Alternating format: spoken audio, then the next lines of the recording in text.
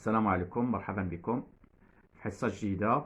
حصة اليوم غادي نتناولوا تمرين تيهم استرداد المعارف لا ريستيتيسيون دي كونيسونس الخاصة بدرس بعنوان استعمال المواد العضوية وغير العضوية. هذا الدرس كاين عند تلاميذ علوم فيزيائية سواء بيوف أو بالعربية. غادي نقرأ أسئلة بالفرنسية وغادي نعطي التعريف ديالها بالعربية مباشرة. إذا أول سؤال: définissez les notions suivantes. ليكسيفيا فيرتيليزون أورغانيك. اذا جميع الملخصات ديال الدروس اللي عندي في القناه راه تنحط لكم تعاريف اللي من المنتظر تكون عندكم في الفروض سواء المراقبه المستمره او الوطنيه. كاين واحد المجموعه ديال المفاهيم اللي تخص تكون عند التلاميذ واللي من المنتظر تكونوا مطالبين بها، بحال مثلا الان عندكم مصطلح ليكسيفيا و فيرتيليزون اورغانيك. بالنسبه السؤال بالعربية، إذا نعرف المصطلحين الآتيان: ليكسيفيا السماد العضوي. إذا التعريف الخاص بالليكسيفيا: c'est le liquide résiduel engendré par la percolation de l'eau et des liquides à travers une zone de stockage de déchets et se caractérise par son enrichissement par les microbes, les métaux lourds et la matière organique. إذا الليكسيفيا ممكن نقولوا سائل ناتج عن ترشيح الماء والسوائل عبر النفايات، يكون محملا بجراثيم ومعادن ثقيلة ومواد عضوية. كما ممكن كذلك نقولوا عبارة عن عصير النفايات. بالنسبة للتعريف الثاني: الفيرتيليزون أورغانيك. Fertilisant obtenu par la décomposition de la matière organique des déchets anaérobes sous l'action des micro-organismes. السماد العضوي سماد ناتج عن تحلل النفايات العضوية في وسط هوائي بفعل المتعضيات المجهرية. إذا ننتقل للسؤال الثاني: Pour chacune des propositions numérotées de 1 à 4, une seule suggestion est correcte. Recopiez les couples et écrivez dans chaque couple la lettre correspondant à la suggestion correcte. إذا هنا شوف راه قال لك الجواب واحد اللي صحيح، ان سول suggestion، وما غاديش تعاود تكتب الجواب بل تكتب الرمز اللي تيرمز الجواب الصحيح، تختار جواب واحد اللي كاين صحيح. اذا بالنسبه للسؤال الاول: l'effet du serre est le résultat de la pollution de l'air par les rayons radioactifs. les rayons radioactifs ما عندها علاقه بالeffet du serre، إذا ماشي هو الجواب الصحيح. تيبقى لنا لو ميثان، إذا واحد بي هو اللي صحيح. إذا الاحتباس الحراري عنده علاقة باش بالميثان. إذا la deuxième question: l'eutrophisation des lacs résulte de la prolifération de ces êtres vivants. هذا سيت une conséquence تكاثر الكائنات الحية، ماشي هي السبب في l'eutrophisation. l'enrichissement de ces eaux par le calcium خطأ. l'enrichissement de ces eaux par les nitrates صحيح. إذا دو عندنا سي. إذا ظاهرة ينتج تخاصم البحيرات على إثر تكاثر الكائنات الحية بها، هذا ماشي صحيح، بل هو نتيجة لظاهرة التخاصم. اغتناء مياه بالكالسيوم ماشي صحيح، اغتناء مياه بالنترات صحيح. إذا تنتج ظاهرة التخاصم على إثر اغتناء المياه بالنترات. ننتقل لسؤال 3: La pollution des eaux par les nitrates résulte principalement de l'utilisation excessive des engrais chimiques, l'exivia, l'utilisation excessive des pesticides, polluants industriels.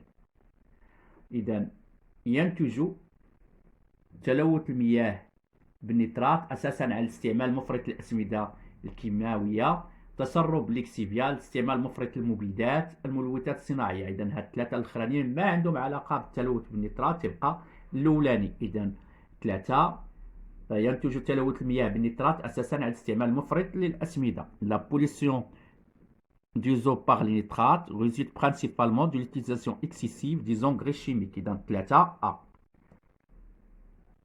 إذا بالنسبة للسؤال الأخير: les déchets radioactifs du type B sont de forte activité radioactive et de courte durée de vie, forte activité radioactive et de longue durée de vie, faible activité radioactive et de courte durée de vie, faible activité radioactive et de longue durée de vie. اللي هي صحيحة 4D.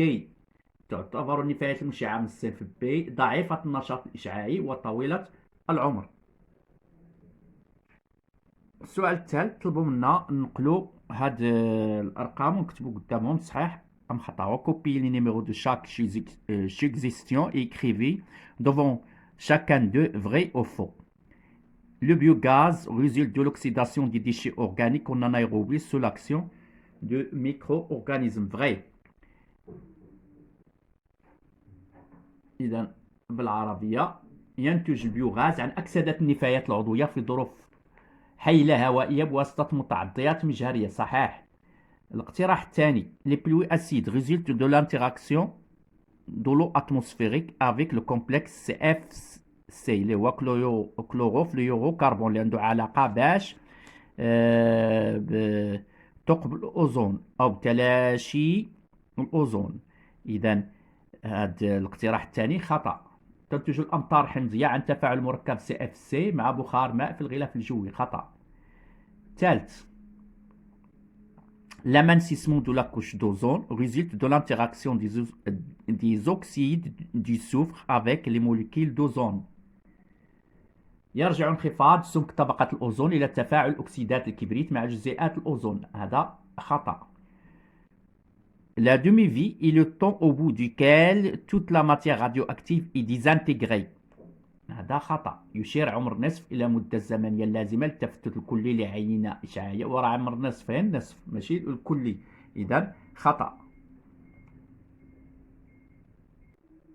إذا في الأخير relie chaque élément du groupe 1 à la définition qui lui convient. عطاونا التعاريف هنا وعطاونا لي زيليمون هنا. كاين دي بي او 5 شنو هي الضموند بيولوجيك والأكسجين. نقلبوا فين كاينه لا دوموند بيولوجيك en oxygène DBO5. هنا عندها indicateur de l'état de sol. هنا la demande en oxygène nécessaire pour l'oxydation de la matière organique 5 jours. إذا 1B ها هو. إذا عندنا DBO5 مؤشر لتقدير جودة التربة بالاعتماد على اللافقاريات الكبيرة. هذا اقتراح خطأ. ثم هنا مؤشر يعبر عن كمية الأكسجين الضرورية للأكسدة البيولوجية للمواد العضوية الموجودة في لتر من الماء خلال 5 أيام. إذا دي بي أو 5 هنا. رانا هاد الثاني l'indice biologique. C'est un indicateur d'estimation de la pollution des eaux basé sur son peuplement en invertébrés. إذا 2D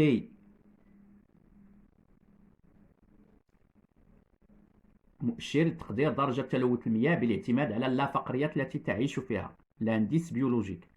3 IBQS حتى فيها الصول هادي. إذا هاد الثالث فين غادي نلقاوه؟ نلقاوه هنا انديكاتور دو ليتا دو الصول، عقل عليها بعد اس كتعني الصول. انديس بيولوجيك كاليفيون دو ليتا دو الصول هو هذا. 3 مؤشر تقدير جودة التربة بالاعتماد على اللافقريات الكبيرة التي تعيش فيها. إذا 3 هنا. دي سي او شنو هو؟ دي سي او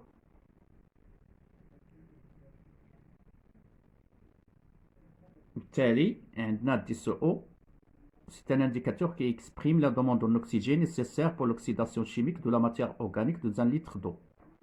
إذا 4 سي مؤشر يعبر دي سي او مؤشر يعبر عن كمية الأكسجين اللازمة للأكسدة الكيميائية للمواد العضوية الموجودة في لتر من الماء. إذا أعيد بالعربية بالنسبة للتلامذة اللي بالعربية. إذا بالنسبة ل دي بي او 5 مؤشر يعبر عن